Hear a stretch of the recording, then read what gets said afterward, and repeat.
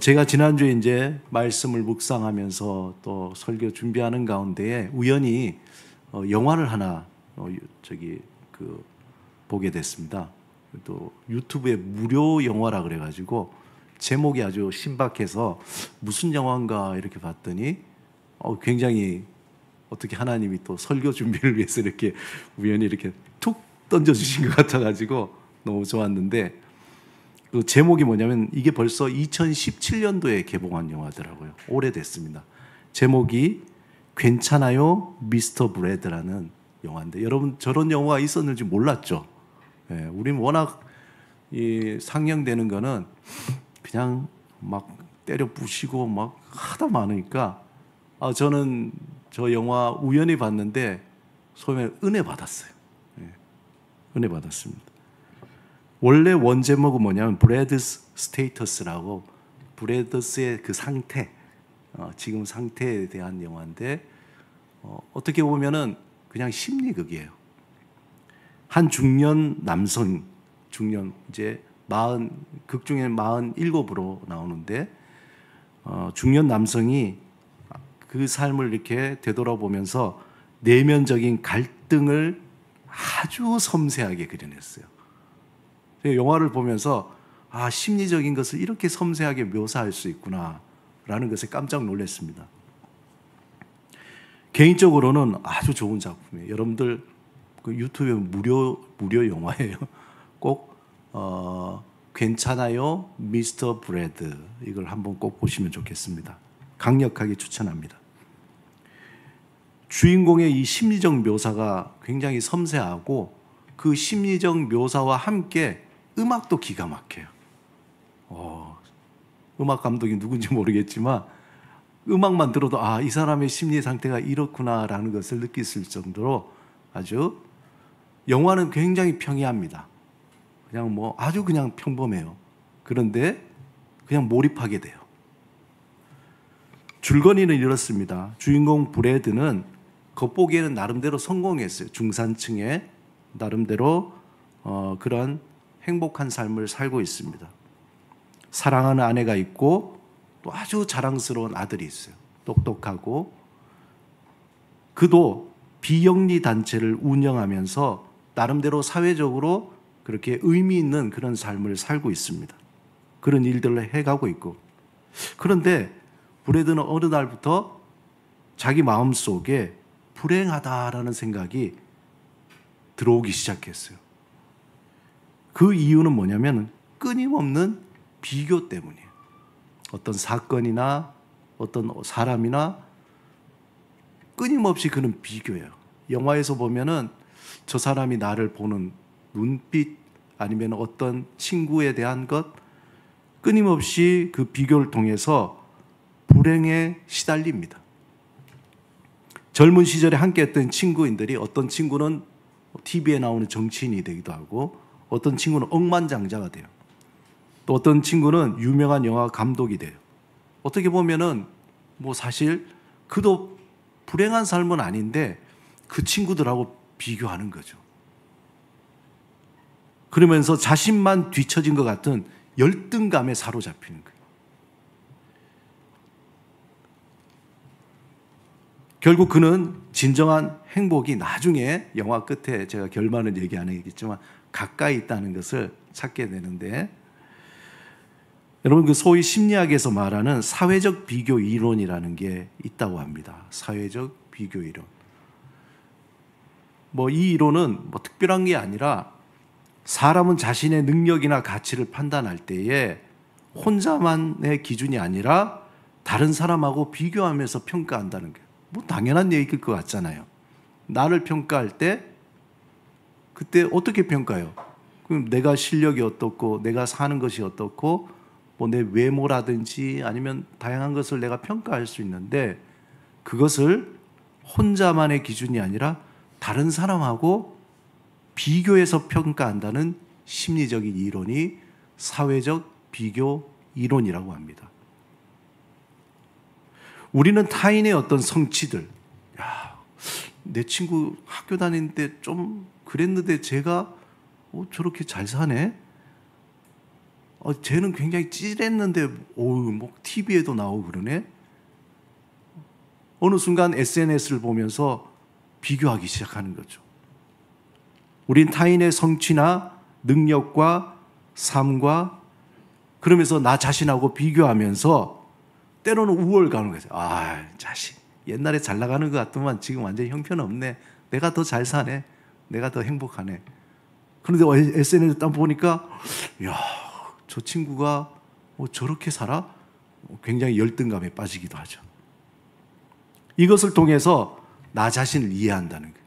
그러니까 내가 내 자신을 평가하는 게 아니라 다른 사람의 비교에 의해서 자신을 이해하고 그러면서 또 어떤 삶에 대해 동기를 만들어내요. 내가 더 열심히 살아야지.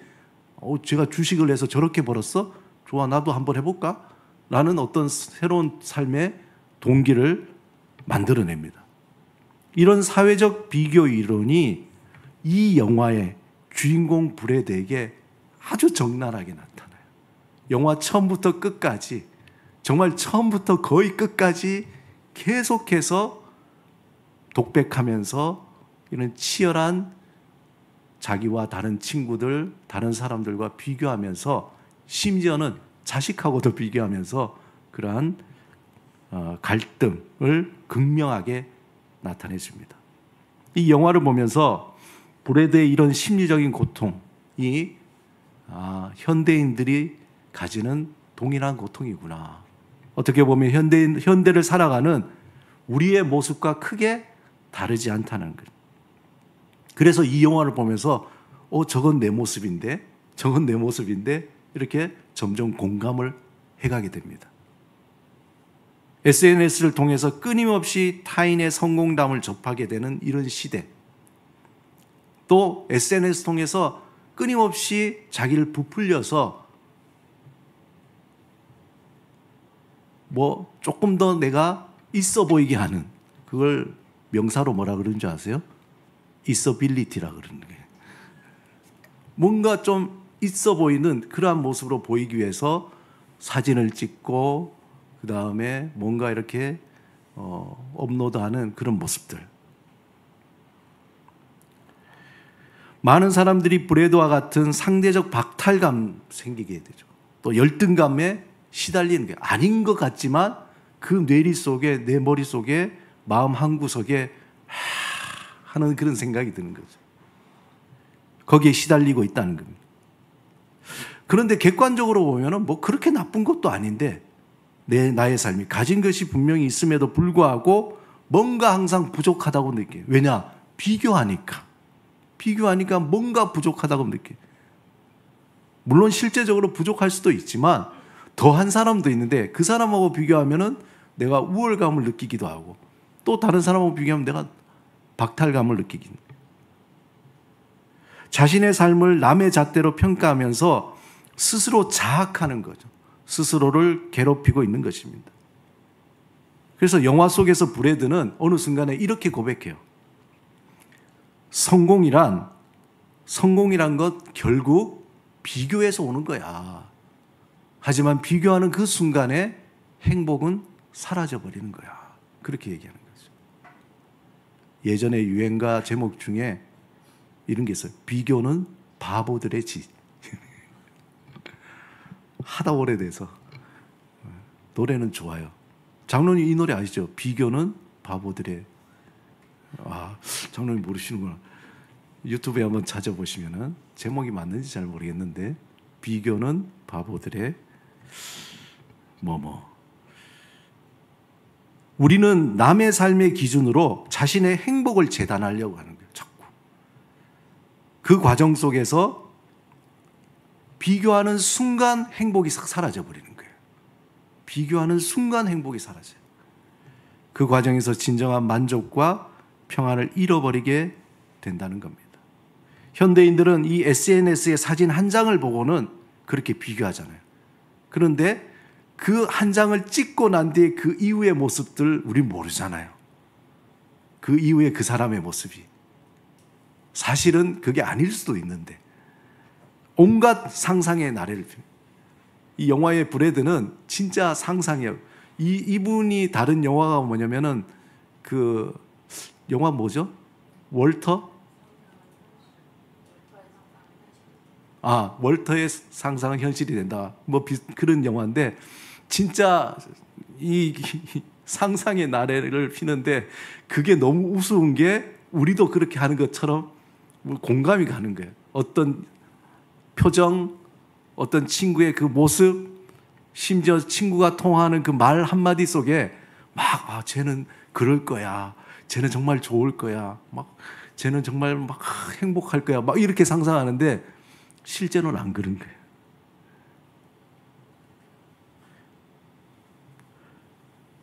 문제는 이런 심리적 고통은 단순히 개인적인 문제에 그치지 않고 이게 도미노처럼 나의 삶을 넘어뜨리기 시작하는 거예요.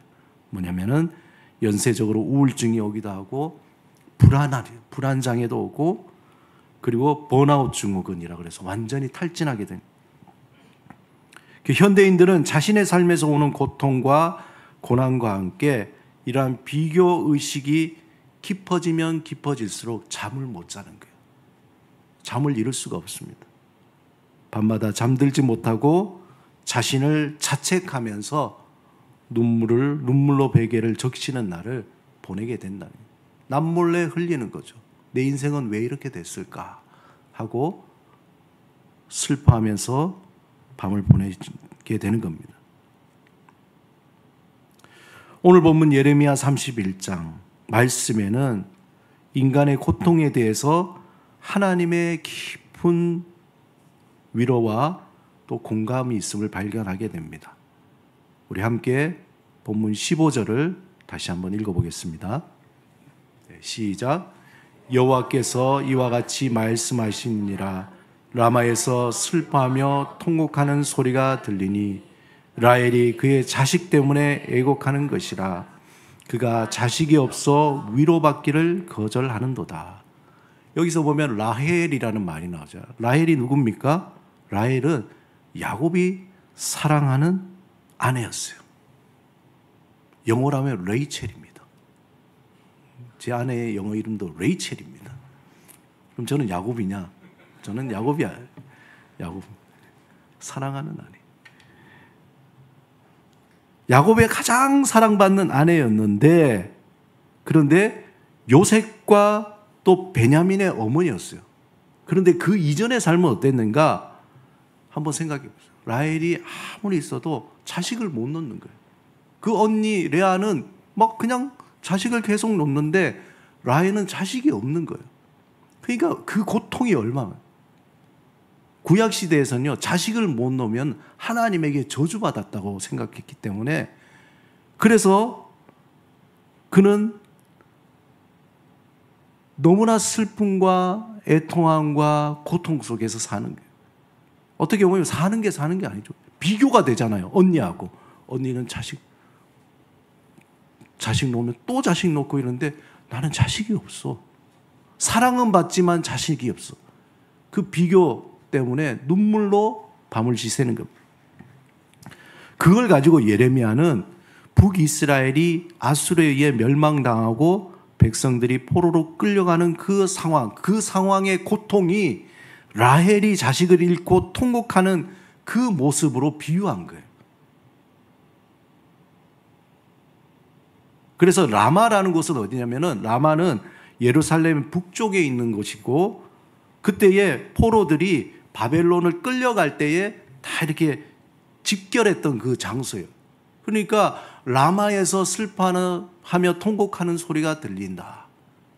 라헬이 그 자식 때문에 애곡하는 것처럼 그가 자식이 없어져서 위로받기를 거절했다는 거예요. 라헬이 그 고통이 너무 심하니까 하나님이 괜찮아, 기다려, 너도 자식이 있을 거야. 어떻게 만약에 라헬에게 그렇게 음성으로 얘기했다 쳐더라도, 그렇게 하더라도 라헬은 어떻게 했냐? 하나님 싫어요, 나 싫어. 위로받기를 거절했다. 이 의미가 뭐냐? 이 표현이 굉장히 중요한데, 이는 너무나 깊은 상실과 절망 때문에 어떤 말로도 위로가 되지 않는 인간의 가장 극한 상황, 그런 거 있잖아요. 내가 너무 고통스러우니까 누가 와서 힘내, 괜찮아, 이런 것도 소용이 없는 거예요. 다 몰라. 그런 식인 거죠. 때로 우리는 이런 경험이 있잖아요. 사랑하는 사람을 잃었을 때에 내가 정말 기대했는데 기대했던 꿈이 산산조각이 났을 때, 갑자기 건강을 잃었을 때에, 이럴 때 어떻습니까? 아무리 좋은 말을 들어도 마음에 위로가 되지 않는 순간이 있다는 거예요. 그런 상태를 표현한 것이 위로받기를 거절했다는 거예요. 그런데 놀라운 하나님의 응답이 16절, 17절에 있습니다. 우리 같이 다시 한번 읽어보겠습니다. 시작. 여호와께서 이와 같이 말씀하시니라. 내 소리를 금하여 울지 말며 왜 그러죠? 다시 한번 읽겠습니다. 시작. 여호와께서 이와 같이 말씀하시니라. 내 울음소리와 내 눈물을 멈추어라. 내일에 삭슬 받을 것인즉 그들이 그의 대적의 땅에서 돌아오리라. 여호와의 말씀이니라. 제가 다른 버전으로 읽어가지고, 하나님은 라헬의 그런 눈물을 아신 거예요. 그가 위로를 거절했다고 해서 하나님 그래? 나의 위로를 거절해? 배은망덕 이런 식이 아니라 그 마음을 아는 거죠. 그만큼 하나님이 라헬이 어떠한 고통이 있는가를 알고 계신 거예요. 그렇기 때문에 하나님은 라헬의 그 눈물을 외면하지 않으신 겁니다.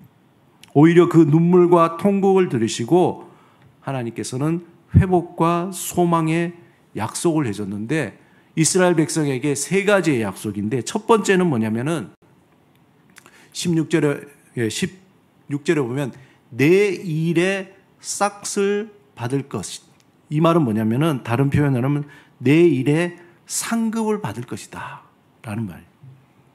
이런 라헬의 눈물과 너의 고통이 헛되지 않다는 거예요. 다시 말해서 네가 눈물을 흘리지만 하나님께서 그 눈물을 닦아주시고 그 눈물을 흘리는 그 눈물의 고통에 위로하시고 갚아주신다는 거죠. 그것이 하나님의 약속이다. 하나님은 우리의 아픔과 눈물을 기억하시고 그것을 헛되이 버려두시지 않겠다는 거예요. 우리가 삶을 살아갈 때에 하나님 정말 믿음을 다 버리고, 내가 고통 가운데 하나님 정말 다 버리고 내려버리고 그렇게 살고 싶은 마음이 깊이 들어오면서 눈물을 흘리고 아파할 때에 하나님이 그 마음 보고 너 믿음을 버린다고? 너 나를 배신한다고? 이런 말이 하시는 하나님이 아니라 오히려 그 아픔을 아시기에 하나님께서 그래, 내가 너에게 상급을 주리라. 너의 그 눈물에 대한 열매를 내가 주리라. 하나님께서 약속해 주신 거예요. 둘째, 하나님께서 그 약속은 그의 대적의 땅에서 돌아오게 하신다는 거예요. 지금은 너희가 포로의 땅에 있지만 반드시 고향에 돌아올 날이 올 것이라는 회복의 약속이에요. 하나님께서 우리를 회복시켜 주시겠다는 약속입니다. 그리고 세 번째는 내 장래에 소망이 있다. 소망이 있다. 이 말 하신 거예요. 선언하는 겁니다. 현재의 절망적인 상황이 영원하지 않다는 거예요. 너희가 지금 눈물을 흘리고 고통스럽고 고난 가운데 있지만 그러나 이게 계속 가는 게 아니다. 하나님께서 너희에게 절망적 상황에서 영원하지 않으며 그 미래에 분명한 소망이, 희망이 기다리고 있다는 것을 선언하시는 겁니다. 이 약속들의 핵심은 뭐냐면은 그 약속을 하신 하나님이 신실하신 분이에요. 그리고 우리를 끝까지 사랑하시는 분이라는 거예요.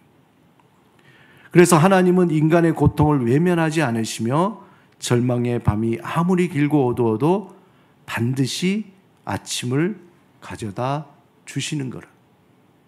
그래서 우리는 그 하나님을 다시 바라보며 전심으로 그분을 의지하며 믿음의 줄을 다시 한번 잡는 겁니다. 예레미야 시대의 라헬의 통곡은 오늘날 우리의 현실하고 크게 다르지 않습니다. 현대를 살아가는 우리도 자신만의 이유로 아주 깊은 밤 눈물을 흘리며 살아가고 있습니다. 어떤 사람은 브레드처럼 끊임없는 비교와 열등감 속에서 자신의 삶을 초라하게 여기며 고통스러워합니다. 남들보다 뒤처진 것 같은 느낌, 성공하지 못한 자신에 대한 자책, 미래에 대한 불안감으로 눈물을 흘리며 살아가며 그 불안감이 그를 계속해서 괴롭힙니다. 어떤 이는 사랑하는 가족을 갑작스럽게 잃고 깊은 슬픔에 빠져 고통스러워합니다. 그 빈자리가 너무나 크고 그리움이 너무나 깊어서 어떤 위로의 말도 마음에 와닿지 않습니다. 마치 라헬이 위로받기를 거절했던 것처럼 그 마음에 상심이 크다는 거죠. 또 어떤 이는 건강 문제로 인해서 미래를 걱정하며 잠 못 이루는 밤을 보내기도 합니다. 갑자기 찾아온 질병 앞에서 아무것도 할 수 없는 그 무기력감을 느끼고 가족들에게 짐이 될까봐 두려워하는 사람이 있습니다. 청년들은 취업 문제로, 또 중년들은 자녀 문제로, 노년들은 외로움과 소외감으로 각각 눈물을 흘리고 있습니다. 인간관계의 상처나 또 경제적인 어려움이나 꿈과 좌절 등 우리가 겪는 고통은 다양하지만 그 아픔의 깊이는 모두 다 절실한 거죠. 그리고 마지막에 그 아픔과 고통 속에 우리는 다 이게 나 때문이구나, 내가 못나서 그렇구나 라고 화살을 나에게 겨누도록 사단은 우리에게 속삭이는 거예요. 여기에 복음의 선포가 있습니다. 오늘 본문을 통해서 우리가 발견한 놀라운 진실은 뭐냐? 바로 하나님의 우리의 눈물을 보고 계시고 그 화살을 너에게 향하게 하지 말라는 거예요. 하나님께서 절대 그 화살을 네가 잘못하고 네가 실수하고 너 때문에 네가 고통받고 지금 이 형편이 되었고 하나님은 얘기하지 않는 거예요. 시편 56편 8절 한번 읽어볼까요? 시작. 주께서 나의 유리함을 계수하셨으니 나의 눈물을 주의 병에 담으소서. 이것이 주의 책에 기록되지 아니하였나이까. 하나님은 우리의 눈물 한 방울도 헛되이 땅에 떨어뜨리지 않으시는 분이에요. 우리가 믿음으로 살려고 하고 우리가 어떻게든지 진실로 살려고 하고 내가 참 가족을 위해서 삶을 정말 힘쓰고 노력하면서 사는 가운데에 뜻하지 않는 고통과 아픔과 절망과 낙심 가운데 빠졌을 때에 허무하게 흘려지는 그 마음속에 나도 모르게 흐르는 그 눈물을 하나님께서 아시는 거예요. 우리가 혼자 울고 있다고 생각할 때, 아무도 나의 아픔을 이해하지 못한다고 느낄 때 하나님은 우리와 함께 계시며 우리의 그 눈물을 소중히 여기고 계십니다. 더 나아가서 신약 성경에는 이 예레미야 예언이 예수 그리스도를 통해서 궁극적으로 성취가 됩니다. 마태복음 2장에서는 헤롯이 베들레헴 일대의 어린아이를 다 학살하는 사건을 기록하면서 예레미야 31장 이 15절 라헬의 통곡을 인용을 해요. 그 죽음과 눈물의 역사 속에서도 언제든지 메시아 예수가 오셔서 우리에게 참된 구원과 위로를 우리에게 주신다는 게, 아무도 역사 속에서 그 누구도 그 눈물을 닦을 수 없었지만 이제 메시아 예수 그리스도가 오셔서 우리의 눈물을 닦아주시고 우리를 위로하신다는 거예요. 예수님은 십자가에서 세상의 모든 고통과 눈물을 친히 담당하셨습니다. 그냥 이게 피상적인 표현이 아니에요. 우리가 그걸 묵상해야 됩니다. 그분은 우리의 슬픔을 아시는 분이요 우리의 연약함을 체휼하시는 분이라는 거예요. 여러분, 체휼이라는 말이 어렵죠. 처음 들어보기도 하죠. 이게 한자가 몸체자의 불쌍히 여길 휼자예요. 몸체자의 불쌍히, 우리를 체휼하시는 하나님, 즉 하나님은 우리를 위로하시기 위해서 인간으로 이 땅에 오실 뿐만 아니라 친히 그분이 우리의 고통과 아픔과 눈물을 닦아주시기 위해서 십자가에서 모든 것을 다 용서하시고 죽으시고 몸으로 느끼듯이 그분의 모든 고통 속에 우리의 모든 고통을 담으시는 거예요. 체휼, 몸으로 느끼듯이 상대방의 어려움이나 아픔을 깊이 이해하고 불쌍히 여겨 동정하는 거라는 거예요. 몸을 다 그 하나님을 여러분 만나야 되는 거예요.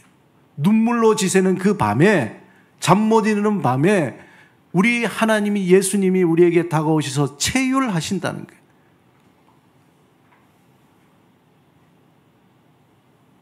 그분이 스스로 그의 몸으로 우리의 그 고통을 안으시고 함께 흐느낀다는 거예요.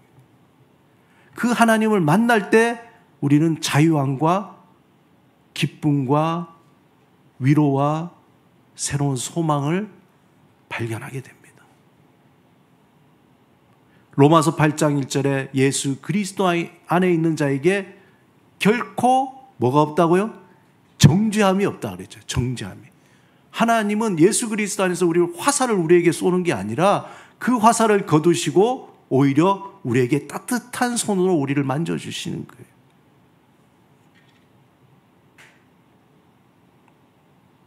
따라서 우리는 나만이 흘리는 눈물을 그분께 가져갈 수 있습니다. 예수 그리스도 안에서 우리의 참된 가치와 소망을 발견하는 거예요. 비교는 바보들의 짓이라 그랬잖아요. 비교하는 순간 행복은 사라진다. 우리가 왜 고통합니까? 왜 슬퍼합니까? 왜 낙심합니까? 나도 모르게 비교하고 있는 거예요.